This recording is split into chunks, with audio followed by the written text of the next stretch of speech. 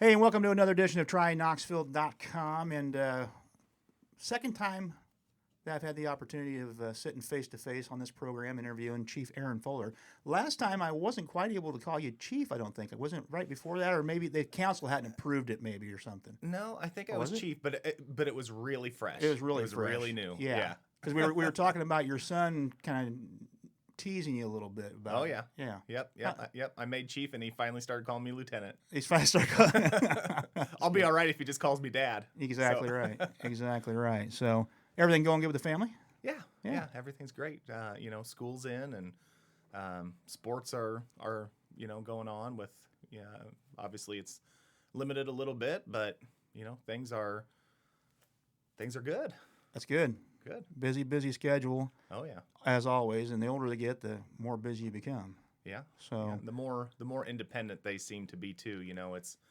It's nice, but it's also like we're starting to see like we're losing them. So ages now? Eli is 11 and Leah is 7. Yeah. Eli is like a year or two away. What is he then? 5th grade?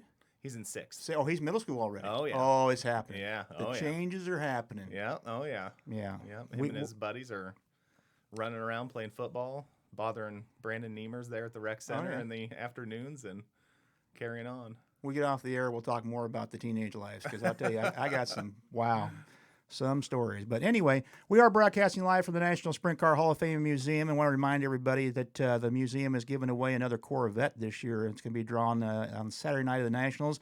2021 Corvette Z51 Stingray. I think that would look good with lights on top of it. That would. Yeah, that would be a good Chief car. I don't know if the city's going to agree to do a raffle drawing. But, I think. It might be your first controversy. Who knows? Yeah. But let's talk a little bit. And the reason there's several reasons I wanted to come in, but I want to visit with you a little bit more. We had the opportunity to sit down and just do a story on Marion County Tribune and Marion County Express. I want to go over the last year because literally when you came on board, it was starting to probably 3 months into the COVID pandemic thing as far as what we didn't know, what we did know about it.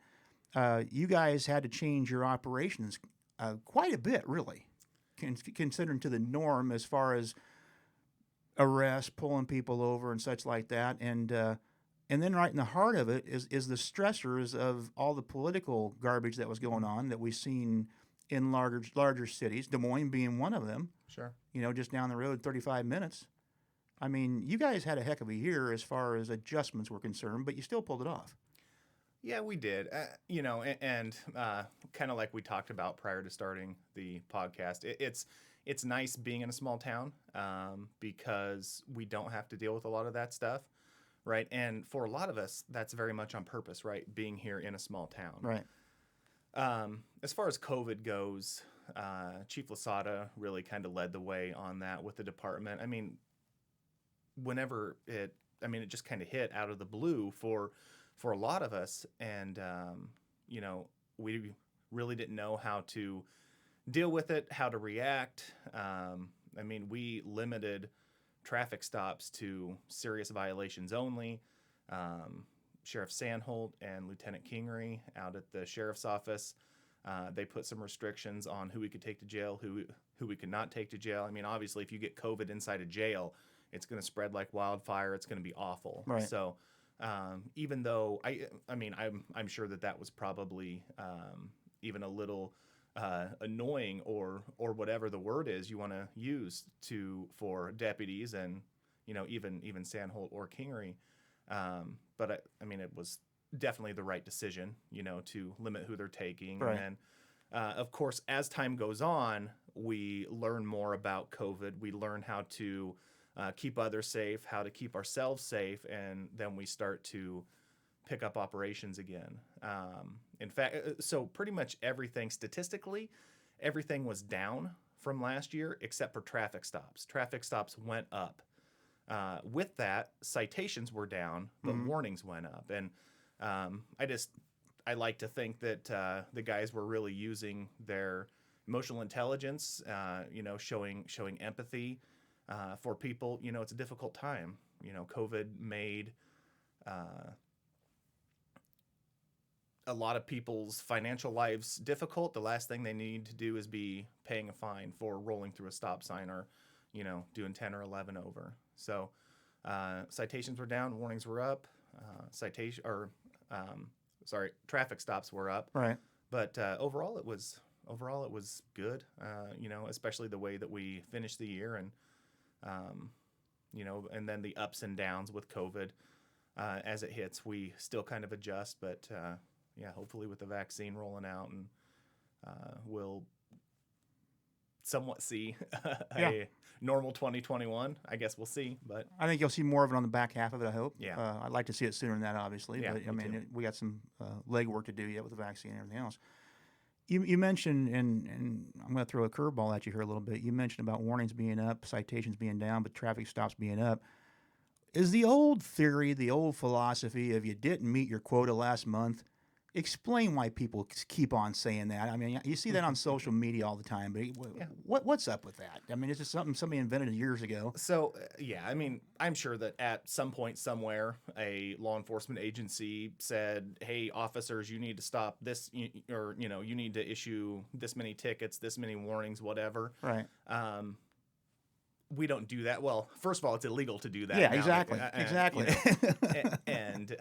So, I mean, if you see a violation, stop it. And it's totally up to the officer whether the driver gets a warning, gets a citation, a written warning versus a verbal warning. It's totally up to the officer.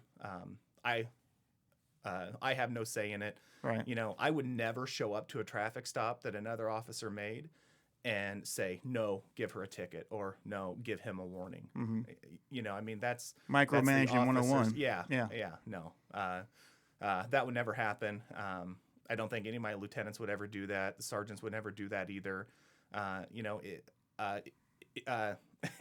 It was always my philosophy: if you made the traffic stop, you're in charge. Right. You handle it until something happens to where you can't handle it, and then maybe we'll take over. But that's rare. Your basic traffic stops, they'll be able to handle it. And when you say when they can't handle it, if it escalates, if it becomes more of a violent crime or a drug possession or whatever it is, then we have to kind of step up what happens from then on out then. Yeah. Okay. Yeah. More officers showing up. A lot of things. There's a lot of memes that you see on social media.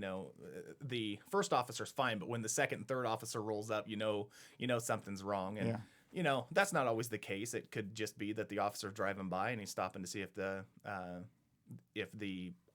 officer who made the traffic stop needs any help or whatever. So it doesn't always mean anything bad. And because you guys don't travel in partners around here like you see in the bigger metros. We don't, no. Yeah. Unless there's a reserve riding with us, or unless it's nationals, we're usually alone. Okay. Let's talk about pulling somebody over. And again, with the politics last year, I mean, I was going to say social media platform there was, every TV channel you turned on, media in general, there was something going on political, and it got violent. I mean, they were burning buildings. They were burning police departments. They were burning restaurants. Although it didn't happen in Knoxville, Iowa, it happened 35 minutes away as far as tearing up buildings and going up against PD. Yeah. How much of that did you guys actually feel down here of okay, this isn't that far away. We need to start preparing. Sure. Well, the night that the city council accepted me as police chief, about 30 minutes later, I was at City Hall meeting with Chief Wyman, the fire chief, Mayor Hatch, Aaron Adams, the former city manager, Sheriff Sandholt, a couple of my lieutenants, and because there was a protest in Newton, and there was some talk about it coming down to Knoxville, simply because Knoxville is the capital seat, or the county seat, right? The capital seat, the county seat of Marion County. Luckily, that never happened, and there was no violence or anything in Newton. It was a peaceful protest, and they did their thing and they went home. But so obviously, we never seen anything physical here in town. But the police officers, the police department, definitely felt it psychologically and emotionally. Just all the the hate, or at least the perceived hate, Mm-hmm. towards law enforcement, especially on the media side, because like you said, you couldn't turn on a news station without seeing some kind of a news story about how awful police officers are. And a lot of that is probably has to do with we have a heightened sense of, oh no, here's another story about a cop, right? Right.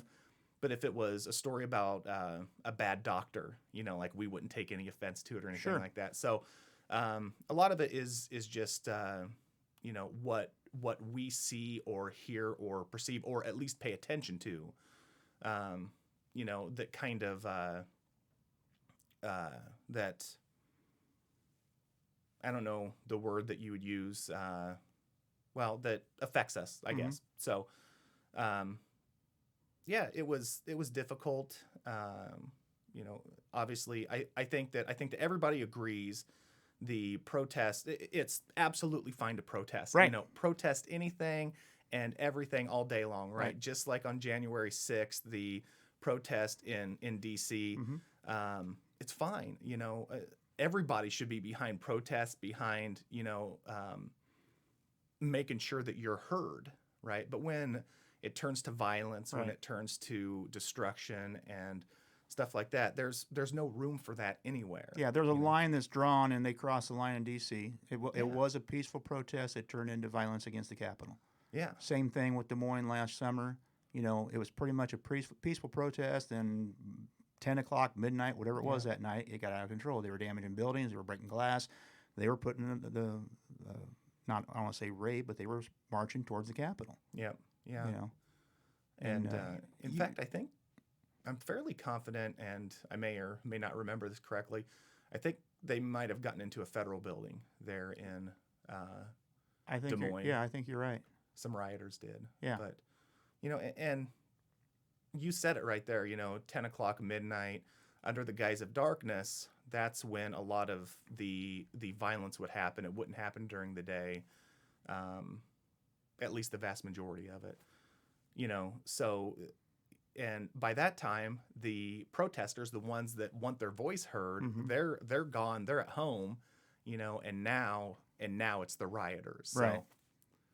It reminds me of a story I heard years ago, and I don't know if it's changed. I'm sure it has now, but New Zealand used to have a law in place or whatever it was that there was no civil suits to speak of. If you got ran over by a drunk driver at 3 o'clock in the morning and killed, and your family tried to sue you, the judge wouldn't allow it because the judge says, "What were you doing out at 3 o'clock in the morning?"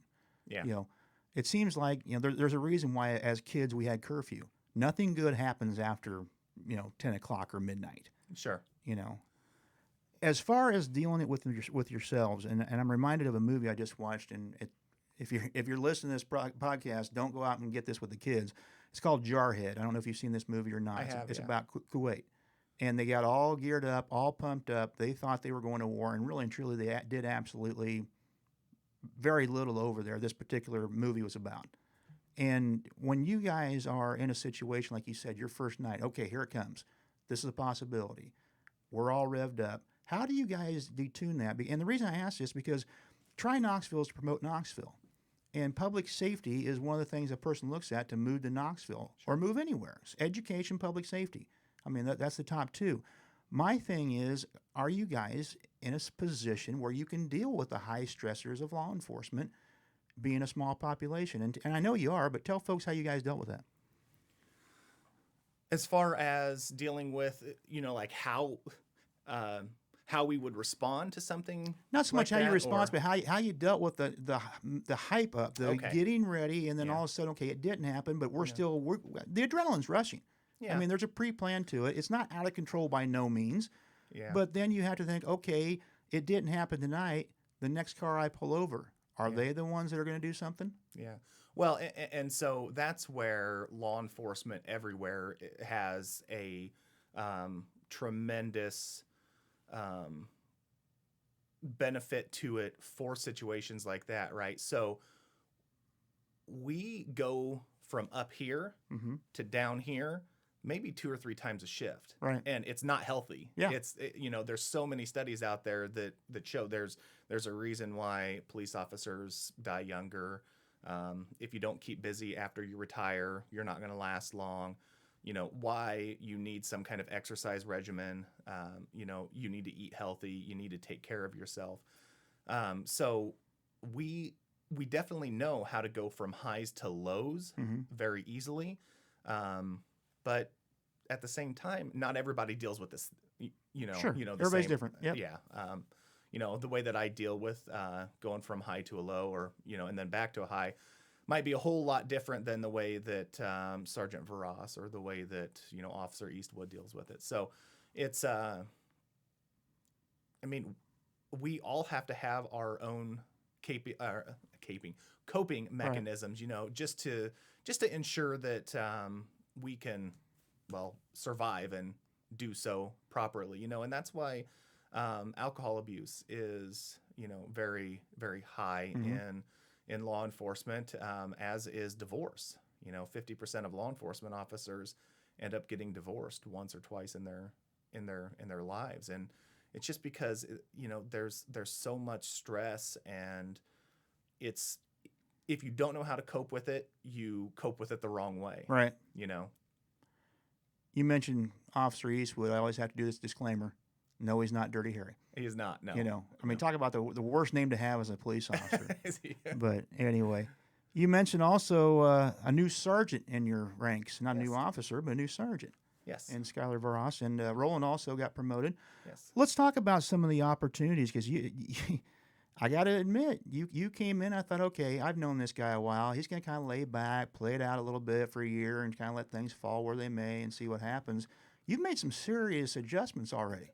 Yeah, I have. And often when I think about it, I feel somewhat bad because I told the city council, and the city managers whenever I was applying for the job that not a lot of serious changes, really needed to happen. Lasada left us in a good place, Sure. especially for him to mentor two people who are finalists for the job within a small department like the Knoxville Police Department's great. But so the sergeant position, that's something that we had talked about for a few years now, and Lasada wasn't ready to pull the trigger on that, and so I came in and we did, but with that we're taking the investigative responsibilities away from a lieutenant, and we're letting lieutenants focus on administrative stuff more, and now we have a standalone investigator that his only job is to investigate serious crimes in Knoxville, and luckily we don't have a lot of serious crimes here in Knoxville. So when he's not busy, he'll have some other duties. He'll be patrolling, and it was a full moon last night when you said luckily, right? I'm just reminding you of that. So. As long as it was last night. It's still the window, as I call it. So, sure. And then Skylar, we got to talk about him because you guys are getting ready to leave here in a few minutes and go get the new officer that's going to be part of the Knoxville Police Department.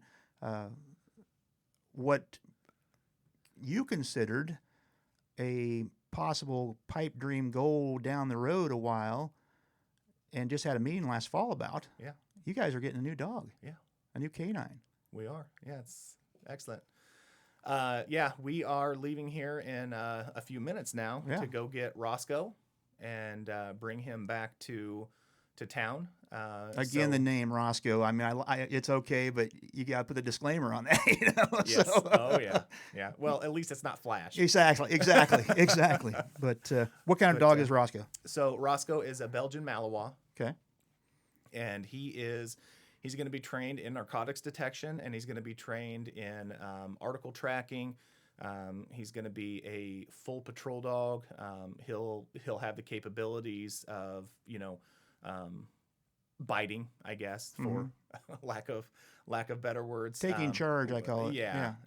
And we had Knox here a few years ago, and Knox was a bite dog, never bit anybody. Right. Thank goodness, again, knock on wood, that we don't need that often anyway.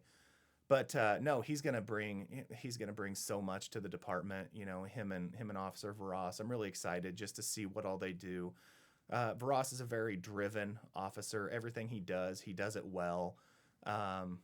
You know, and my guess is, I mean, they're just gonna go out there and, you know, do a great job. And you know, narcotics aside, I think the time that you have somebody walk away from like the memory care center there on Willits or Westridge or Acura, or even, you know, a kid missing, Right. something like that, where it's, you know, not where it's an actual kid missing and Right. not, you know, the kid's over at his buddy's house playing video games. The ability to track Right. is going to be huge. And, you know, so that's what I'm excited about, is just how we can better serve the citizens. Yeah. You know, in a full capacity. I mean, we can track just by looking and, you know, visual cues, but, you know, 9 times out of 10 we're going to lose, you know, within a couple feet of, you know, the home or the area where they were last seen. But Roscoe's going to be able to pick up scent and track it for hours afterwards, even. That's good, because and you mentioned we do have a dementia care facility here.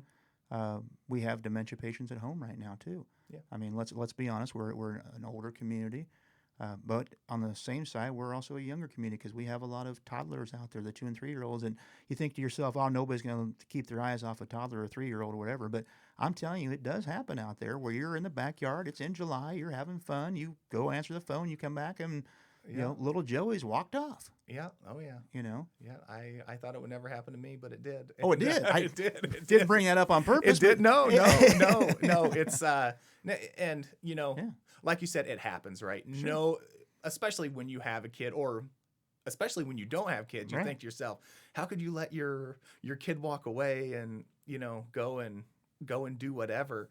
But I mean, it happens. They're escape artists. Yeah. You know, especially when they're 3-4 years old. They're not scared of much. No. You know, they're not going to ask permission, because they don't know what they're doing is wrong. You know, Right. they'll walk out the door, or they'll, you know, walk around the house, and they'll see the dog down the street. So they'll walk down the street to pet the dog, or, you know, whatever. And then they get turned around, and now they're, you know, a couple blocks away when they were a Right. block away. Right. But, you know, Which kid?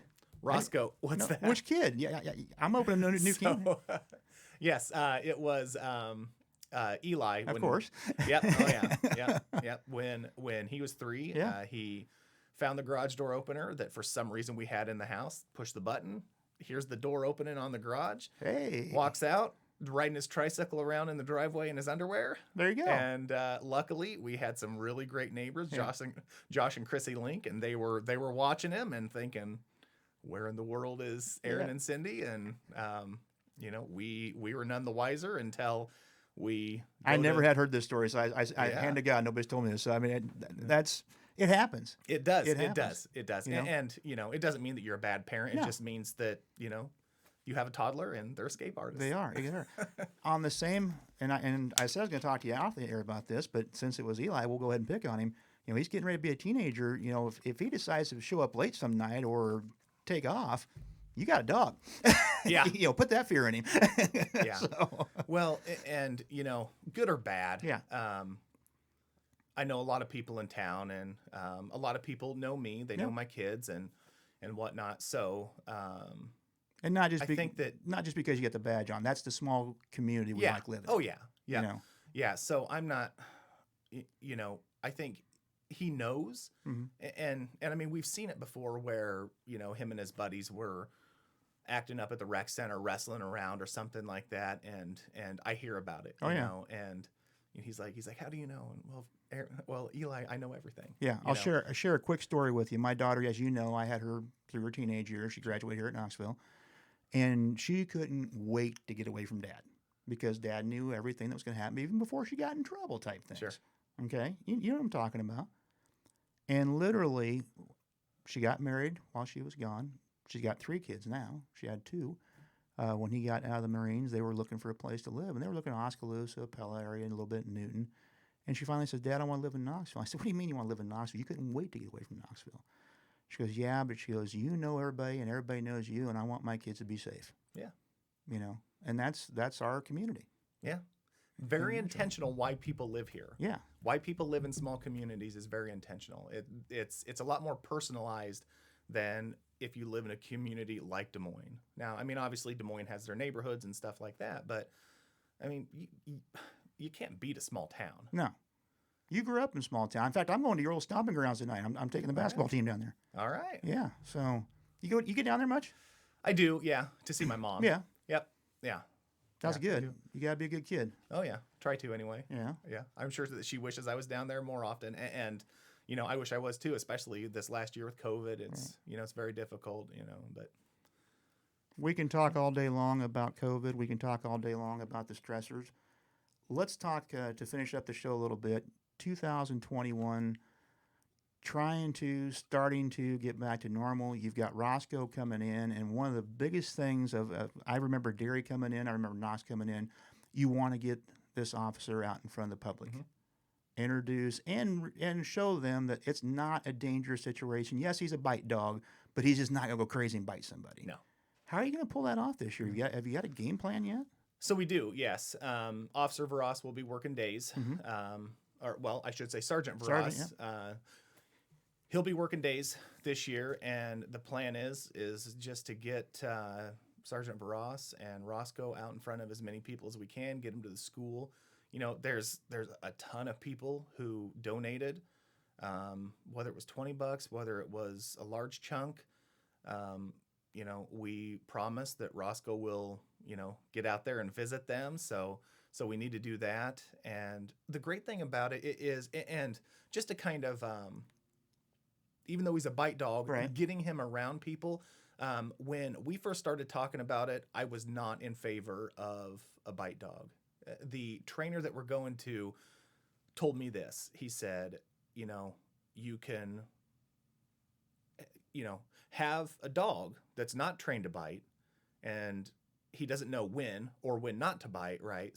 So now if he's startled, if he, you know, somebody steps on his paw, if something happens, he's going to choose to bite because he doesn't know when or when not to. With a bite dog always knows when to bite. Right. And he's been trained on recall too. So It's a command. If Sergeant Varas sends the dog after somebody and you know, the dog's halfway there, Roscoe's halfway there, he can always call him back, you know, if for some reason, you know, now it's not safe. Right. So, yeah, I mean, it's the bite dog is probably the bite part Right. of the training is very intense, and it's very important.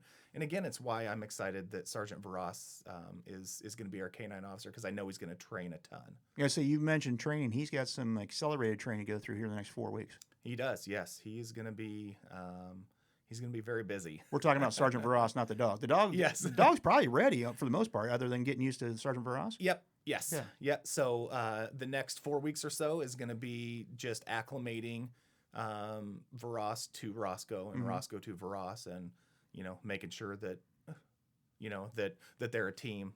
Roscoe's a little bit his age is a little bit advanced. He's about 1.5 years, but we also think that that's good because he's a little bit more mature. You know, especially when you've got a Less puppy. yeah. Yeah. Yep. Less puppy, more you know, worker dog, I guess. Yeah. But yeah. Well, the pay scale may have to be actual larger dog treats or something like that. Yeah. Who knows? Yeah, maybe. Cheeseburgers. English language on the dog, or is it a? Because I know Derry was German, if I remember right. Yes, I'm not sure. Okay. Yeah, I don't know. You'd have to ask. We'll find. Sergeant We'll Varas find that, out. Yeah. Yeah. All right. Well, you guys have a road trip ahead of you. You go up Northern Iowa and pick up Roscoe. Can't wait to meet Roscoe. Yeah, absolutely. And I say that knowingly I don't have to worry about it. There are some people out there that want to wait to meet Roscoe, but I'm sure there are. you know, if you're enjoying this show, you know, more power to you. Right. But I'll let you wrap things up. I do appreciate you coming in. We can sit and sure banter back and forth anytime, and I'll have you on again. Yeah, absolutely. All right. Thank you for having me. Knoxville Police Chief Aaron Fuller here on tryknoxville.com, and we are broadcasting live from the National Sprint Car Hall of Fame Museum. For next week's guest, we have the Knoxville Community School District Superintendent Cassie Pearson is going to be on board. We're going to visit with her a little bit and talk about new middle school coming. It's kind of a big deal, but also talk about how they've been able to be back in school and what the future plans are. That's coming up next week on TryKnoxville.com.